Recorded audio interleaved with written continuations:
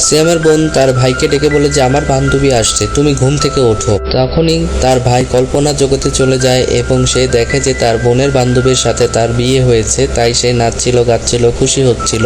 তার বোন তার রুমে যেয়ে দেখে যে তার ভাই নাই, হঠাৎের মধ্যে উধাও হয়ে গিয়েছে। তখনই তার বোন তার ভাইকে পায় তার বান্ধবীর সাথে সে যে গল্প করছিল।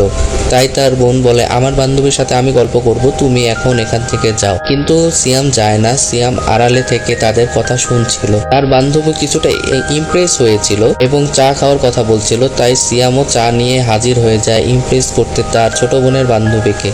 এবং চা খেয়ে তার বান্ধবীও ইমপ্রেস হয়ে যায় এবং সিয়াম খুব খুশি হয় মনে মনে। এরপর সিয়াম চলে আসে একটি ল্যাপটপ হাতে করে, কারণ সে তার বান্ধবীকে ইমপ্রেস করতে চায়, কারণ তাকে ভাবাতে চায় যে সে কোটি টাকার বিজনেসম্যান। এবং এরপর সে গিটার নিয়ে হাজির হয়ে যায় এবং একটি ভালো একটা সুন্দর গান গায় যাতে বান্ধবী ইমপ্রেস হয়ে যায়।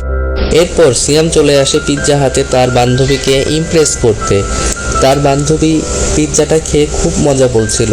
তখনই সিয়াম হাজির হয়ে বলে যে ছোট বোন তুমি এখান থেকে যাও, আমি তোমার বান্ধবীর সাথে একটু কথা বলবো। তখনই সিয়াম পিৎজাটা তার বান্ধবীকে খাইয়ে দেয় এবং তার বিষয়ে একটু কিছু জানতে চায়। তখনই বলে যে আমার আগে একটা বিয়ে হয়েছিল। তখনই সিয়াম অবাক হয়ে যায় এবং তার মনটি ভেঙে যায় এবং তার চশমাটি খুলে ফেলে এবং সে মনে মনে খুব রাগান্বিত হয় এবং ভাবে যে আমি এত সময় কার পিছে নষ্ট করলাম, এবং সে খুবই রাগান্বিত হচ্ছিল।